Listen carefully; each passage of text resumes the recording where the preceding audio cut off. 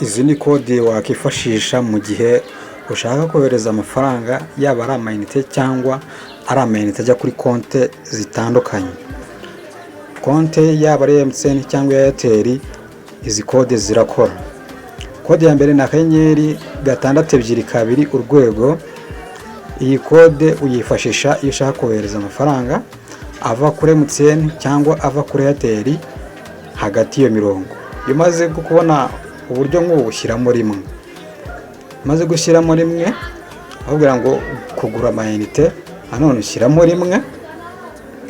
Iyo umaze gushyiramo rimwe bagusaba gushyiramo nimero ushyiraho, yaba MTN cyangwa Airtel bitewe n'umurongo uri gukoresha n'amafaranga ushaka kuyashyira. Iyo umaze gushyiramo nimero witwanda kuri OK cyangwa send, hanyuma bakagusaba gushyira amafaranga bahera kuri 200 kuzamura. Nivuga ngo iyo arenze 200 ushyiraho ayo ushaka yose.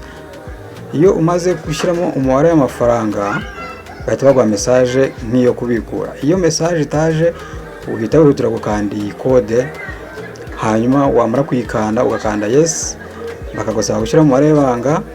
Iyo umaze gushyira umubare w'ibanga, ikintu ukurikizaho no guhita wemeza hagati ugashyiramo rimwe, bakakubwira ngo yego, ugashyiramo rimwe ukemeza, serivisi kabera bunyoye. Kandi ikitonderwa, iriya kode ikora kuri MTN, iyi ya nyuma nsorejeho ya 7 1. Tugiye ku yindi kode noneho iri hagati y'ibijyanye na konti no kohereza amafaranga ku makonti atandukanye. Iyi kode uyifashisha wohereza amafaranga kuri MTN cyangwa se kuri Airtel ku mirongo itandukanye. Nivuga ngo ufite Airtel wayafata ukayohereza kuri MTN bigakunda, cyangwa ufite MTN ukayohereza kuri Airtel bigakunda. Bayita ifashe. Na konti za banki bisigaye bikunda kuba wayacishaho ukayohereza kuri banki, hano birakora neza.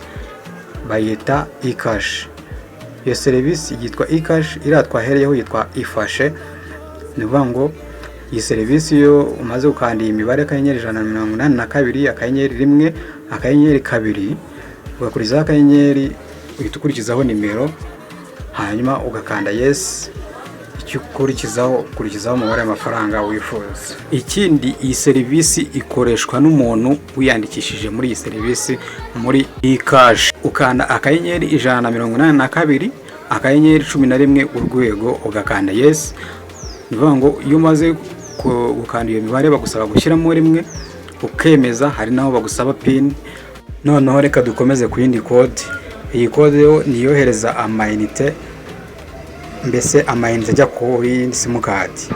Uba ufite amayinite bisanzwe, ariko ayo mayinite akaba ari menshi ku buryo utabasha kuyakoresha wenyine utayasharinze abandi bantu.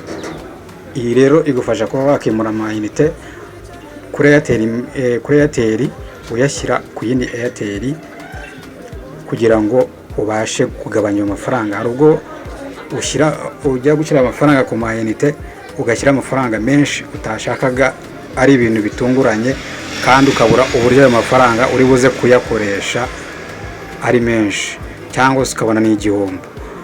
Iyi kode rero iragufasha kuba wakimura amafaranga ku muntu yakeneye. Bahera ku ifaranga rimwe kuzamura kugeza ku 10,000, amafaranga akajya kuri simukadi bakaba bayaguhereza mu ntoki. Iyi kode irakora neza iyo uyikoresheje.